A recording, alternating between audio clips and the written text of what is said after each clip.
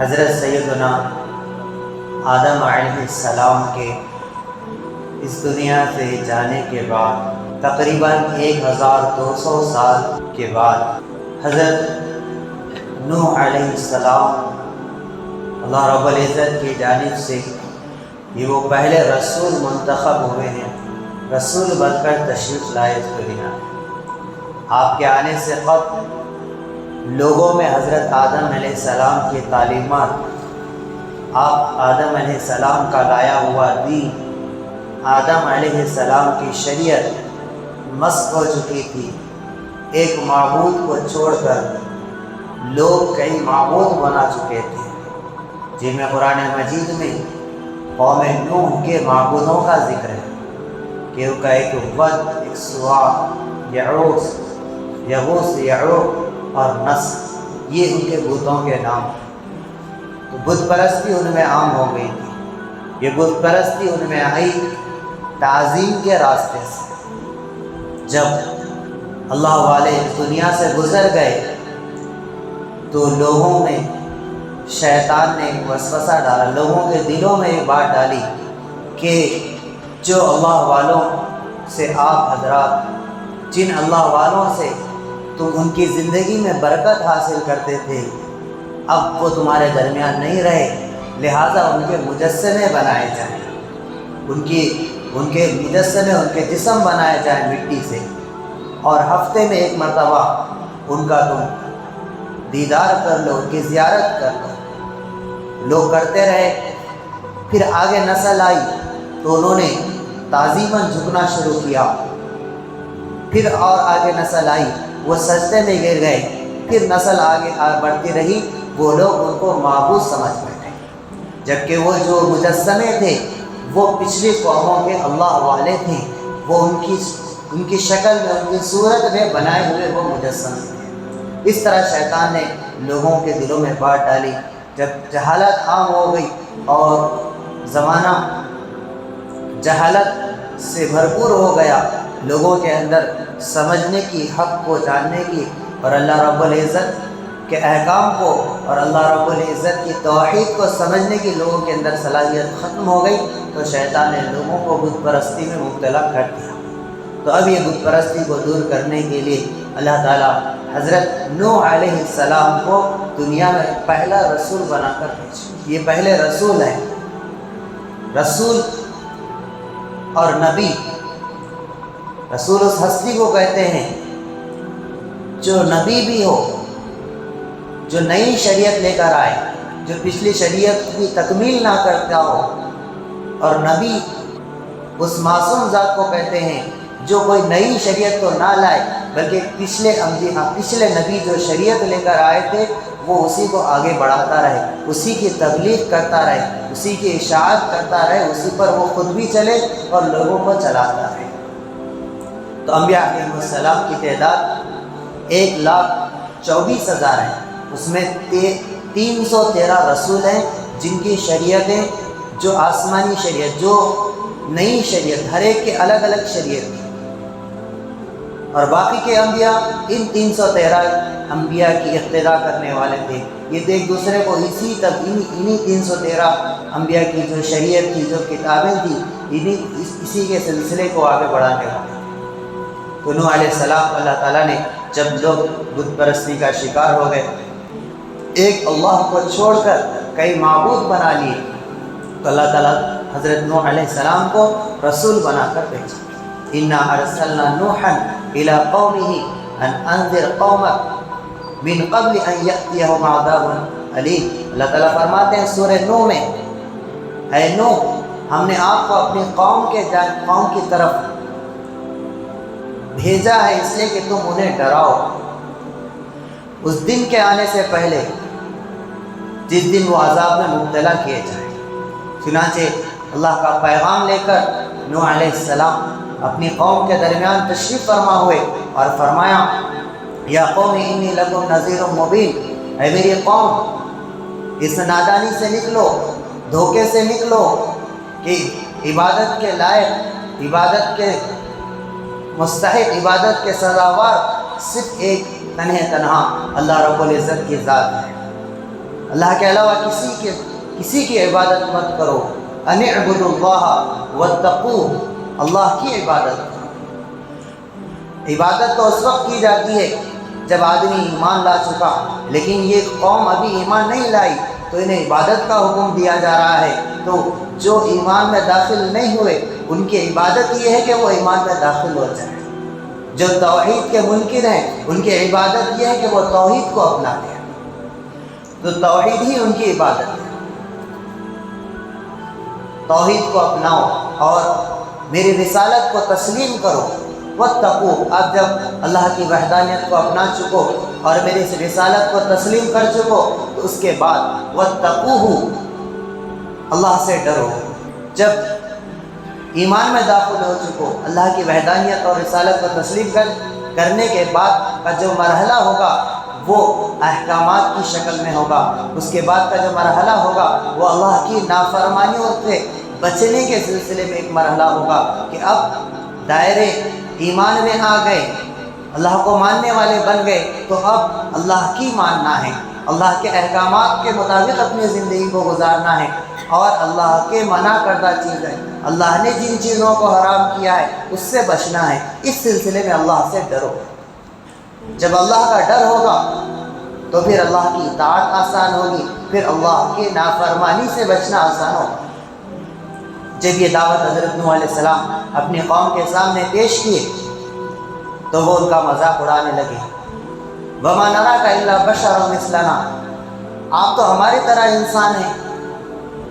اگر کوئی اللہ کی طرف سے قاصد ہوتا، کوئی پیغامبر ہوتا، کوئی ایلچی ہوتا جو اللہ کے احکام کو ہمارے پاس لے کر آتا تو اس کو کوئی فرشتہ ہونا چاہیے، کوئی ایک الگ مخلوق ہونی چاہیے تاکہ ہم تصدیق کر سکیں کہ یہ واقعی نبی ہیں، یہ اللہ کی طرف سے فرستادہ ہے، بھیجا ہوا ہے، قاصد ہے.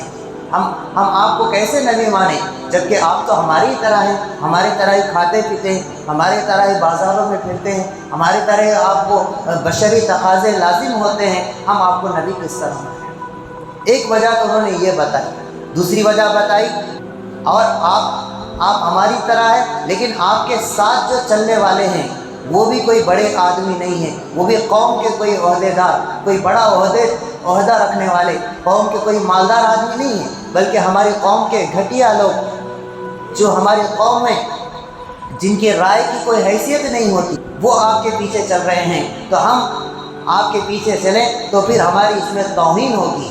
ہمیں بھی ان گھٹیا لوگوں، کمزور لوگوں کے ساتھ، غریب طبقے کے ساتھ جو لوگوں کے دروازوں سے ہکال دیے جاتے ہیں ان کے ساتھ ہمارے ساتھ، ان کا اور ہمارا ساتھ ایک ساتھ نہیں ہو سکتا.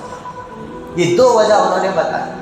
تو حضرت نوح علیہ السلام انہیں سمجھاتے رہے کہ دیکھو اللہ تعالیٰ 7 آسمان بنائے، چاند میں نور روشنی رکھی اور سورج کو چراغ بنایا کہ جس کے اجالے میں، جس کی روشنی میں تم اپنے دن کے کام کرتے ہو.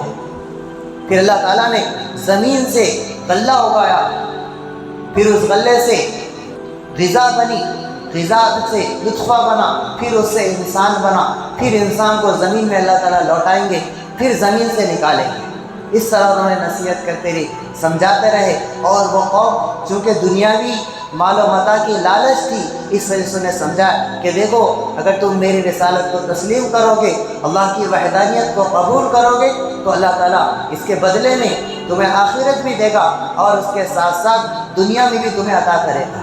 تمہارے لیے موسلا دار بارش برسے گی، تمہارے لیے مال میں زیادتی ہوگی، تمہارے لیے اولاد میں زیادتی ہوگی، تمہارے اللہ تعالیٰ تمہارے مال و دولت کے ذریعے سے تمہارے بازوؤں کو مضبوط کرے گا. وہ سمجھاتے رہے لیکن وہ قوم مذاق میں لیتے رہی. یہاں تک کہ حضرت نوح علیہ السلام انفرادی سمجھائے، اجتماعی سمجھائے، آہستہ کہہ کر سمجھائے، بلند آواز سے سمجھائے، ہر ممکن کوشش انہوں نے کر ڈالی، لیکن وہ قوم اپنی نافرمانیوں پر اڑی رہی. اپنے کانوں میں انگلیاں رکھ لیتی تھی اور اپنے اوپر جیسے حضرت نوح علیہ السلام نظر آتے تو اب کپڑا ڈھانپ لیتے تاکہ نوح علیہ السلام ان سے مخاطب نہ ہو اور ان سے کوئی بات نہ کر سکے. جب نوح علیہ السلام ان کی اس بیزارگی کو دیکھا، اللہ تعالیٰ کی طرف سے، اللہ تعالیٰ کی طرف یہ مائل نہیں ہو رہے ہیں، توحید کا اقرار نہیں کر رہے ہیں، بلکہ یہ اپنے آبا اجداد کی اندھی تقلید میں یہ مشغول ہیں کہ انہوں نے اپنے آبا اجداد کو جس طرح کرتے ہوئے دیکھا وہ اسی پر مصر ہے، اگرچہ کہ حق کوئی دوسری راہ ہو، حق کا طریقہ کوئی دوسرا ہو، تب بھی یہ لوگ اسی پر اڑے ہوئے ہیں۔ تو اب اللہ تعالیٰ کے سامنے انہوں نے دعا کی، اے اللہ رب انی دعوت قومی لیلا و نہارا فلم یزدہم دعائی الا فرارا، کہ میں انہیں رات دن بلاتا رہا، رات میں بھی بلایا، دن میں بھی بلایا، اعلانیہ بھی بلایا، اور خفیہ طور پر بھی چھپے چھپے بھی انہیں میں نے دعوت دی، انفرادی دعوت بھی دی، اجتماعی دعوت بھی دی، انہیں ہر ممکن کوشش کیا، دنیا کی لالچ بھی دی، آخرت کا نفع بھی بتایا، اور یہ بھی بتایا کہ اس کے ذریعے سے تمہارے گناہ معاف ہوں گے، اور اللہ کی ماننے کی وجہ سے جو عبادت تم کرو گے، عبادت کا ذخیرہ اللہ تعالیٰ ایک مدت تک کے لیے تمہارے لیے اٹھا کر رکھیں گے۔ جب قیامت کا دن ہوگا، اللہ کے سامنے حاضری ہوگی، تب اللہ تعالیٰ تمہارے ان نیک اعمال کا بدلہ وہاں پیش کریں گے۔ یہ ساری چیزوں کے ذریعے میں سمجھاتا رہا، لیکن میری قوم مانی نہیں۔ 950 سال تک حضرت نوح علیہ السلام اپنی قوم کو استقامت کے ساتھ، ہر ممکن کوشش کے ساتھ، پوری فکروں کے ساتھ دعوت دیتے ہیں۔ اب اللہ کا فیصلہ آ چکا کہ یہ قوم ماننے والی نہیں ہے، لہٰذا اب یہ بات طے ہو چکی کہ انہیں عذاب میں مبتلا کرنا ہے۔ چنانچہ اللہ تعالیٰ حکم دیتے ہیں وَاصْنَعِ الْفُلْكَ بِأَعْيُنِنَا وَوَحْيِنَا، کہ اب ہماری نگاہوں کے سامنے ہمارے بتائے ہوئے طریقے کے مطابق کشتی بنا۔ لہذا ایک کشتی بنائی گئی، بہت بڑی کشتی بنائی گئی، تاکہ لوگ عذاب کی خبر سن کر کشتی میں آ جائیں، ایمان میں داخل ہو جائیں۔ کشتی بنائی گئی، کشتی بنانے کے بعد اللہ تعالیٰ حکم دیے کہ آپ کو ماننے والے، میری توحید کا اقرار کرنے والے وہ کشتی میں سوار ہو جائیں، اور تمام جانوروں میں سے ایک ایک جوڑا، ایک بکرا ایک بکری، ایک مرغا ایک مرغی، اسی طرح تمام جانوروں میں سے ایک ایک جوڑا اس کشتی میں رکھ دیا جائے کہ عذاب عام ہونے والا ہے، پوری دنیا میں عذاب آنے والا ہے۔ چنانچہ اللہ تعالیٰ کے بتائے ہوئے طریقے کے مطابق انہوں نے ایسا کیا۔ جب انہیں اشکال ہوا کہ میں اگر شیر کو بھی رکھوں گا، بھیڑیے کو بھی رکھوں گا، بکریوں کو بھی رکھوں گا، تو یہ ایک دوسرے کو کھائیں گے، ایک دوسرے کو ستائیں گے، تو اللہ تعالیٰ فرماتے ہیں کہ بھیڑیے کو کس نے سکھایا کہ بکری کو کھانا ہے، بلی کو کس نے سکھایا کہ چوہے کو کھانا ہے، کہ جب اللہ تعالیٰ نے انہیں یہ سکھایا تو اللہ تعالیٰ ان کے دلوں میں محبت ڈالنے پر قادر ہے، ان کے دلوں کو اللہ تعالیٰ جوڑ دیتے۔ چنانچہ ایسے ہوا، سب جانور کھڑے رہے کشتی میں، کوئی کسی کو کچھ نہیں کہتا تھا، سب اللہ تعالیٰ کی طرف سے حکم ہوا کہ زمین سے چشمے ابلے، تنور پھوٹے، اور اللہ آسمان سے موسلادھار بارش ہوئی، پانی بڑھنے لگا۔ حضرت نوح علیہ السلام قوم سے کہتے کہ آؤ، نجات چاہتے ہو دنیا اور آخرت کی تو توحید کا اقرار کرو اور اس کشتی میں داخل ہو جاؤ۔ لوگ کہتے، مذاق اڑاتے کہ پانی کہاں آئے گا، یہ کشتی کیوں بنا رہے ہیں، پانی کہاں آئے گا اور انہیں کہاں ڈبائے گا، ایسا تو ہونے والا نہیں۔ لہٰذا کشتی بنی، تیار ہو گئی، ایمان والے بیٹھ گئے، اور ایک ایک جوڑا مخلوق کا اس میں رکھ دیا گیا۔